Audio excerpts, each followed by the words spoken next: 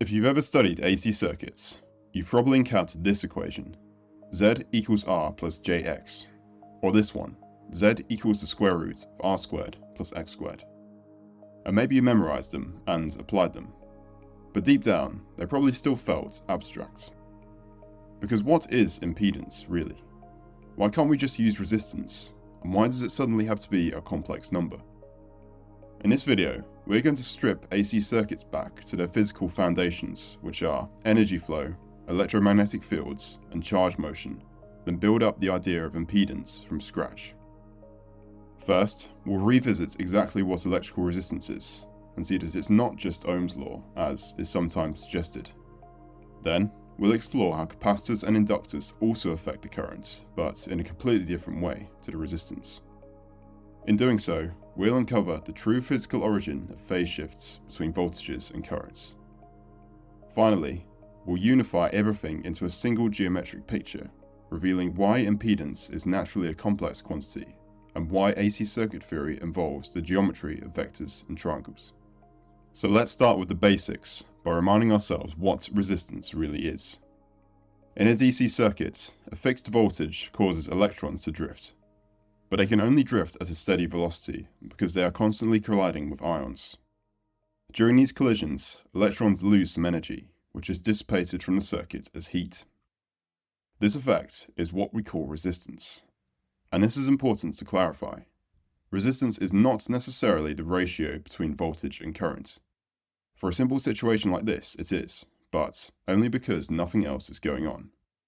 And crucially, resistance doesn't care about direction. If we swap our battery for an AC voltage source, the physics doesn't change. The electrons are still colliding with ions. All the energy is dissipated as heat because that's the only place it can go. But this is not the only way that a circuit can limit the flow of electrons. We can also limit it with capacitors and inductors. A capacitor, fundamentally, stores energy in the form of an electric field. It does this by separating charge onto its plates, which creates an electric field between them. In a DC circuit, the behavior is straightforward. We apply a fixed voltage, charge gradually flows onto the plates, the electric field builds up, and eventually everything settles into equilibrium. But what happens when we apply an AC source, where the voltage is constantly changing? In this case, the capacitor is continuously charging and discharging. The electric field between the plates is constantly building up and collapsing. But crucially, this process cannot happen instantly. The one key rule of capacitors is that the ratio between the charge on the plates and the voltage across them is constant, equal to the capacitance. In our circuit, because we only have the capacitor, the voltage of the plates must match the AC voltage source. So when V changes, the charge on the plates must also change simultaneously. Now, what we want to know is how the current relates to this voltage. The current in its simplest form is the flow of charge, i.e., the rate that charge is moving through the circuit. Let's plot the voltage with time and see if we can figure it out. The voltage is of course a simple sinusoid. So the charge must also be a sinusoid, just with different amplitude, which is scaled by the capacitance. This graph is not scaled, by the way. Let's look at each step in our waveforms. At the beginning, there is no charge in our plates, but it is about to increase very quickly. For this to happen, there must already be a current flowing.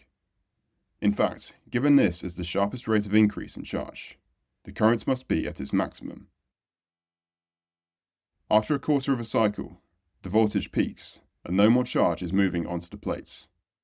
Therefore, the current has dropped to zero. For the rest of the cycle, we can observe the same trends, just with the current pointing in the other direction. Of course, the curve we are sketching is another sinusoid, that is exactly 90 degrees ahead of our voltage curve. This is the current in an AC capacitor circuit. We can easily derive this result too, as I is defined as dq by dt, and q equals c times v. For the capacitor, we can write I as c dV by dt.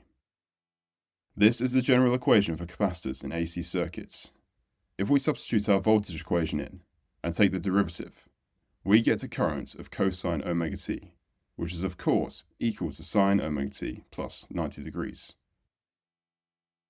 But what does this mean exactly? Fundamentally, this phase shift is the direct consequence of storing energy in electric fields. Changing electric fields requires energy transfer, which can only happen through the transfer of charge, which takes time.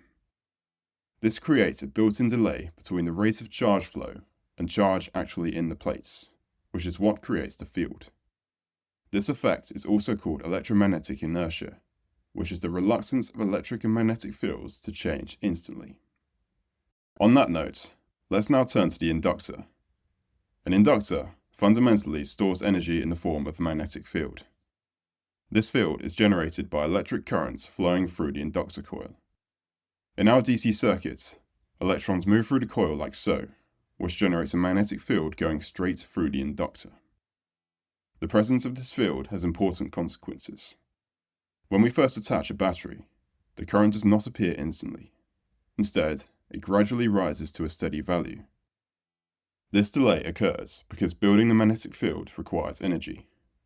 As the current begins to increase, the growing magnetic field generates a back voltage that resists the change in current. As a result, the current cannot change instantly. This equally applies when we use an AC voltage. With the voltage constantly changing, the magnetic field is not only growing and collapsing, but also continuously changing direction. The voltage source cannot change the current instantly, because it must grow or collapse the magnetic field. So, the current lags behind the voltage. When the voltage is at its largest, the change in current is at its maximum. Meanwhile, as the voltage drops down to zero, the change in current drops to zero. So, this is where the current hits its maximum.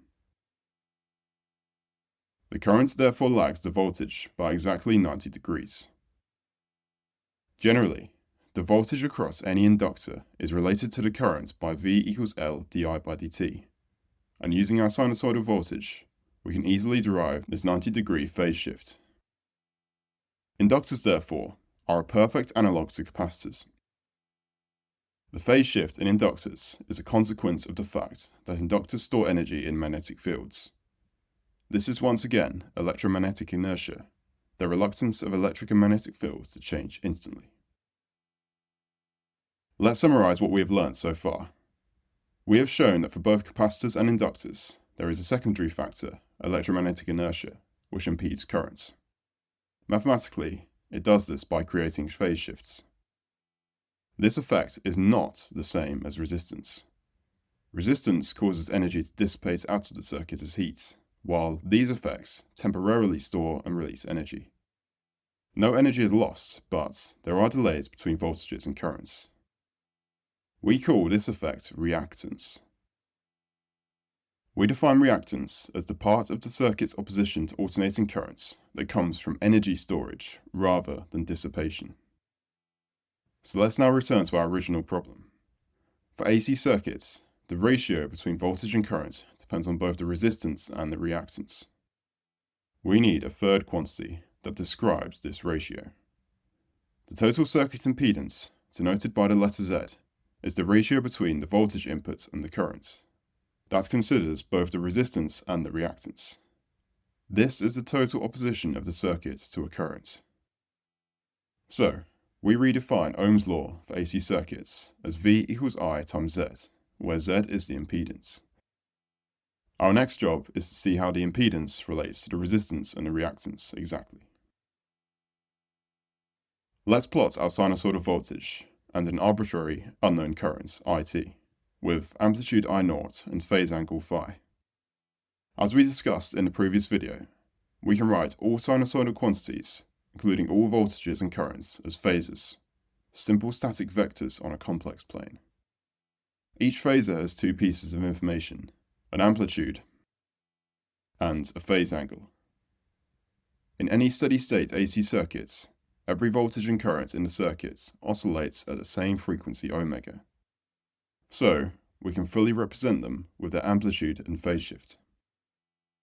Impedance is the ratio between our voltage and the current. It is the quantity that maps the current phasor onto the voltage phasor, telling us how much we have to stretch and rotate the current arrow to get the voltage arrow. So, the impedance is a polar quantity with a magnitude Z and rotation angle phi. The magnitude of the impedance tells us how much we have to lengthen the current arrow to match the voltage, while the impedance angle tells us how much we have to rotate it. As we showed in the last part, we can equivalently write this as a complex number with a real and an imaginary part. We can always switch between polar and complex number form using these equations, by the way. We'll stick with the complex number format as it is particularly useful for the next part.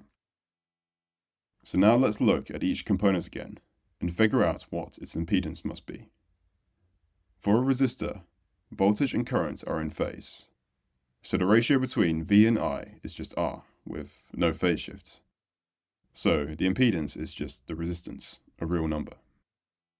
For a pure capacitor, we saw that the current leads the voltage by 90 degrees, so to get from the current phasor to the voltage phasor, we must rotate it minus 90 degrees. In phasor language, this is equivalent to multiplying the current by minus J, where J is the complex number, the square root of minus 1. The magnitude is scaled by two factors. Firstly, if we increase the capacitance, the capacitor can store more charge for the same voltage. So, we get larger current variations for that voltage. So the impedance decreases with capacitance increasing.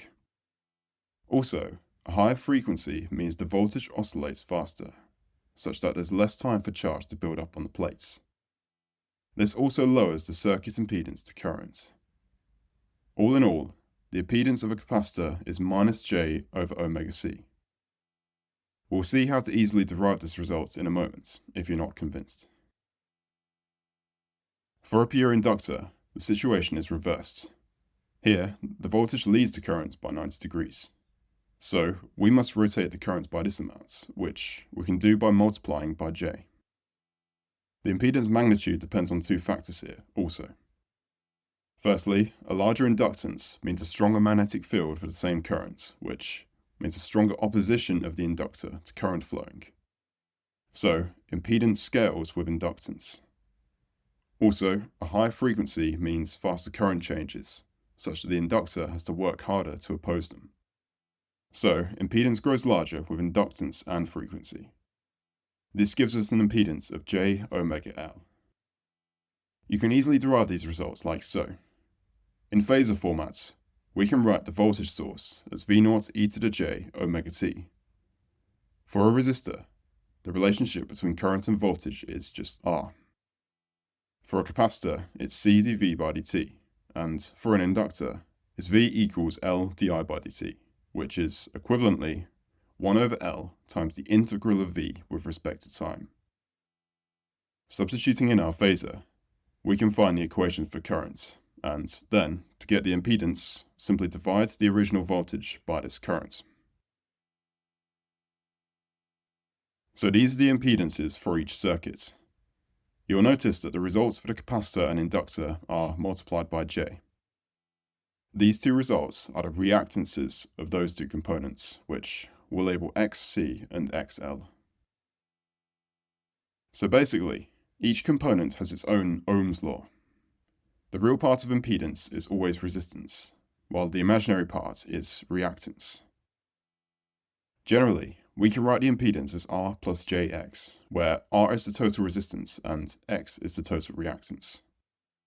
For example, for a series RLC circuit, the resistance is that of the resistor, and the reactance is that of the inductor minus that of the capacitor. This is our total impedance.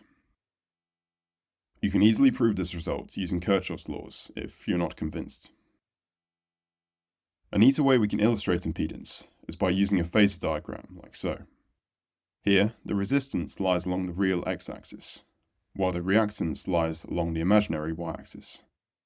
Here we have written our impedance in complex number format, but we can equally write it in polar format, where the magnitude is simply the sum of the squares of resistance and reactance, while the angle is tan to the minus 1 of the reactance over the impedance. This angle is the exact same angle as the one between V and I. This is known as the impedance triangle, and it summarizes everything neatly for us. All in all, the impedance is the total opposition of the circuit's current flowing. Its real part, the resistance, is the energy lost to heat, while its imaginary part, the reactance, is the energy shuttled in and out of electric and magnetic fields, which causes voltages and currents to fall out of step. This is the effect of capacitors and inductors. So with impedance, we've now uncovered the fundamentals of AC circuit behavior. We now have a single quantity that captures the effects of energy loss and storage, and a geometric picture that explains phase shifts, vector addition, and the behavior of real circuits. An important question remains, however. What exactly goes on with the energy and power? In part 3 of this series, we mentioned instantaneous and average power, but we never properly related it to resistors, capacitors, and inductors. It turns out that using impedance, resistance, and reactance, power in AC circuits becomes very intuitive, and fits perfectly into our geometric picture. We'll explore all this in the next part. By the way, I will soon be releasing practice problems for this video on the free Decipher Physics iOS app, which already contains practice problems on capacitors and GTC physics. Thanks for watching.